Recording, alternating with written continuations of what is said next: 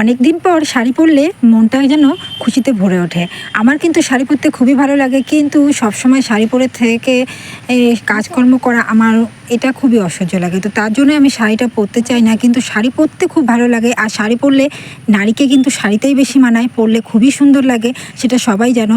আর আমরা আজকালকার দিনে সবাই জিন্স টপ নাইটি কুর্তি এসব পরেই কিন্তু অভ্যস্ত বেশি, শাড়ি পরা প্রায় ছেড়েই দিয়েছে। আর বাঙালিদের মধ্যে কিন্তু শাড়িটাই মেন, শাড়ি পরলে খুবই ভালো লাগে। তো এই যে শাড়ি পরেছি কেন হঠাৎ করে, প্রত্যেক দিন ভিডিও করি নাইটি পরে, তো আজকে একটু শাড়ি পরে ভিডিও করি, তাহলে আমাকে হয়তো ভালো লাগবে। তো এটা কিন্তু একদমই নয় বন্ধুরা, আমি যাচ্ছি একখানে তো খুবই গুরুত্বপূর্ণ জায়গায়, মানে যেখানে শাড়িটা ছাড়া যাওয়া যায় না, তো সেখানেই যাচ্ছি। আর আমি বাড়ির থেকে বের হলে কিন্তু শাড়িটাই পরার চেষ্টা করি, যদি কোনো কীর্তন বা কোনো বয়স্কদের বাড়িতে যাই তাহলে। তো সেখানেই যাচ্ছি আমি আর আমার বর আর আমার ছেলে, তিনজনে যাচ্ছি। তো এই যে চলে এলাম, এই যে হুজুর মশাই, তো তার বাড়িতে আসলে কি আর চুড়িদার বা নাইটি পরে আসা যায়? আর কিসের জন্য এসেছে সেটাও তোমাদেরকে বলছি। আমার ছেলে হয়তো ভয় পেয়েছে, তাই ঘুমের থেকে দুদিন পর পর মানে কথা বলে, লাফ দিয়ে উঠে দাঁড়ায়। তো সেই জন্য বললাম যে চলো হুজুর মশাইয়ের কাছ থেকে একটু ঝেড়ে নিয়ে আসি শরীরটা। তো সেই জন্য তিনজনেই চলে এসেছি। আর আমার ছেলে আমাকে ছাড়া একদমই আসতে চায় না, তো সেই জন্য আমিও চলে এসেছি।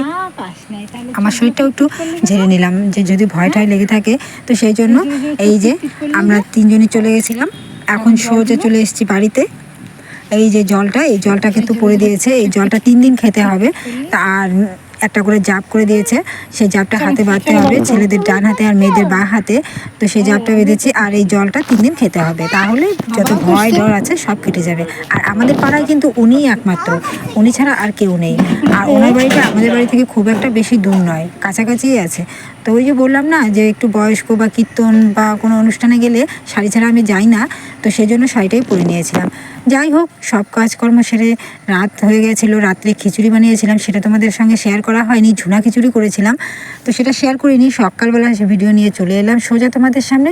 নমস্কার বন্ধুরা, আমি কোচবিহার ছেলে থেকে মিনু, আমার আরেকটি নতুন ব্লগে তোমাদের সবাইকে জানাই অনেক অনেক স্বাগত আর অনেক অনেক ভালোবাসা। এইসব বলে আর সময় নষ্ট করব না, মেন কাজে চলে যাই। মেন কাজ হলো আমার এই সংসারের কাজবাজ। আর বলো তো বন্ধুরা, কার কার আমার এই সংসারের কাজবাজগুলো ভালো লাগে আর কার কার ভালো লাগে না? যদি ভালো লাগে অবশ্যই একটা লাইক আর একটু কমেন্ট করে আমার পাশে থেকো। আর তার থেকেও যদি বেশি ভালো লাগে তাহলে আমার ভিডিওগুলো প্রত্যেক দিন দেখার জন্য আমাকে সাবস্ক্রাইব করে রেখো। সবার আগে তোমরা আমার ভিডিও, আমার নোটিফিকেশান পেয়ে যাবে। তো এই যে এখন ঘরটা ঝাড়ু দিয়ে সোজা চলে এলাম উঠোনে। আর ক্যামেরাটা দেখো সাদা সাদা হয়ে গেছে, মানে ভালো আসছে না। আর আমার ফোনটাও তো সেরকম দামি নয়, যা আছে তা দিয়েই ভিডিও করা শুরু করেছি। এতে যদি তোমরা আশীর্বাদ করো বা তোমাদের ভালোবাসা পাই, তাহলে হয়তো একটা ভালো ফোন কিনে আবারও ভালো ভালো ভিডিও দেওয়ার চেষ্টা করব। এখন যেটা আছে সেটাতেই ভিডিও করছি। সবসময় ভিডিও ভালো আসে না, কোনো সময় সাদা হয়ে যায়, কোনো সময় খুব কালো কালো লাগে। তো যা আছে তাতে, এখন নতুন ফোন কেনার মতো সামর্থ্য আমার নেই বন্ধুরা। তো এই যে দেখো আমি কিন্তু ঝাড়ু করছি। আর সবাই হয়তো কেউ হয়তো, সবাই না বললেও কেউ বলবে যে তোমার বর তো চাকরি করে, তোমার আবার কিসের অভাব, তুমি তো যখন তখন একটা ফোন কিনতেই পারো।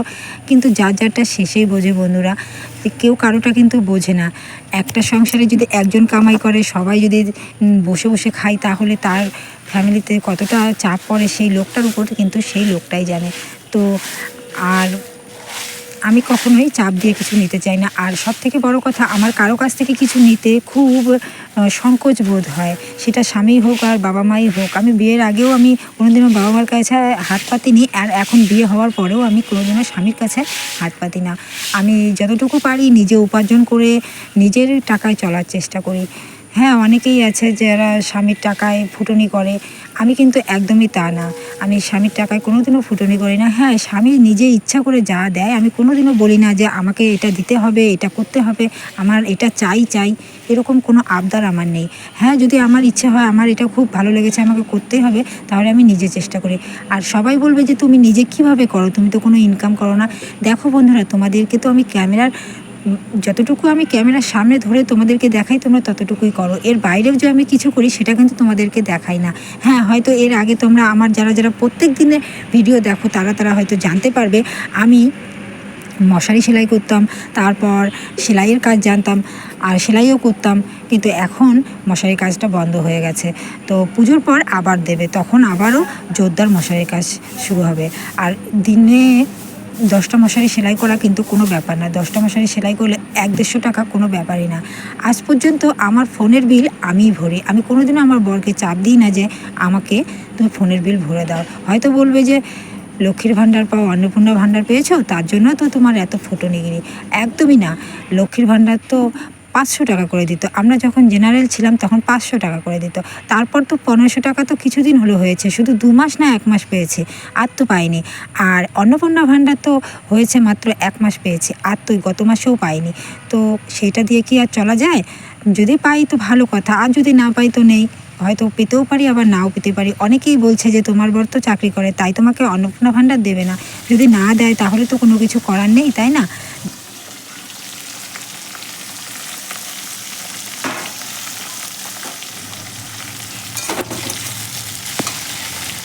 আর আমাকে যদি অন্নপূর্ণা ভাণ্ডার না দেয় তাতেও কিছু করার নেই।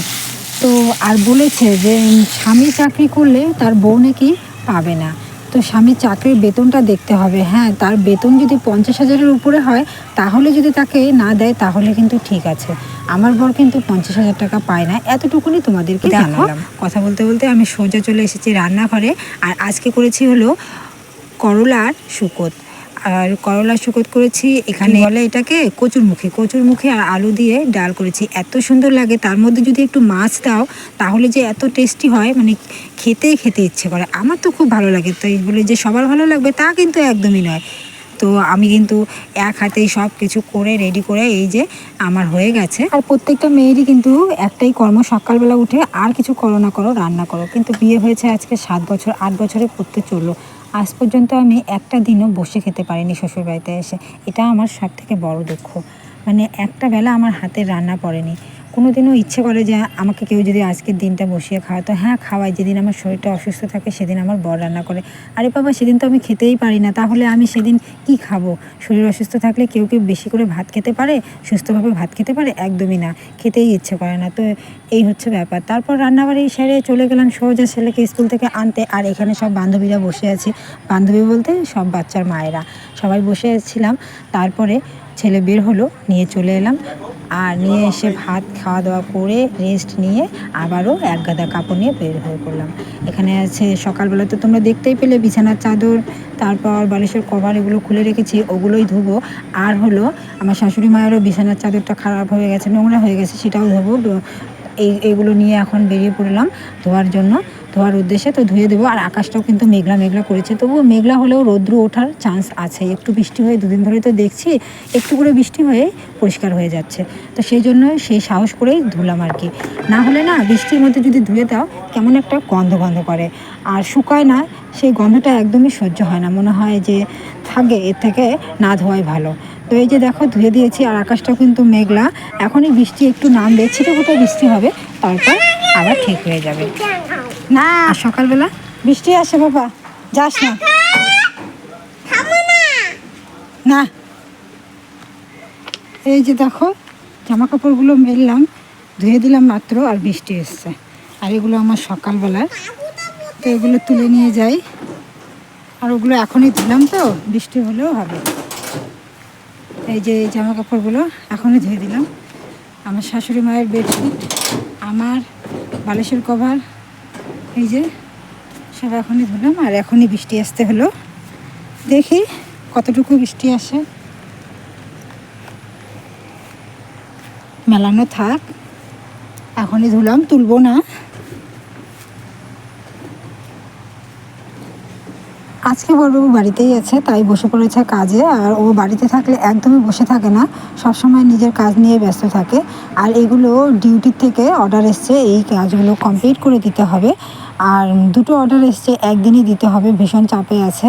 তো আমাকেও কিছু করে দিতে হবে, বোতাম ঘর সেলাই, বোতাম লাগানো, এসব করে দিতে হবে। তারপর আমি বসে পড়লাম ছেলেকে নিয়ে একটু পড়াতে।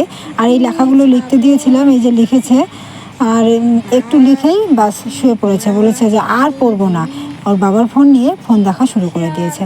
যাই হোক, যতটুকু পড়েছে যথেষ্ট পড়েছে। তো আজকের ভিডিওটা এই পর্যন্তই বন্ধুরা। তো এখন আমি ভিডিওটা এডিট করে পোস্ট করব, তো সেই জন্য আমার একটু সময়ের দরকার। তো ওর যতটুকু পড়া হয়েছে, আমি এখন ভিডিওটা এডিট করতে যাব। তো আমার ভিডিওটা এতক্ষণ তোমরা ধৈর্য সহকারে দেখলে তার জন্য অনেক ধন্যবাদ বন্ধুরা। এভাবেই আমার সবসময় পাশে থেকো, আমি যাতে আরও নতুন নতুন ভিডিও দিতে পারি।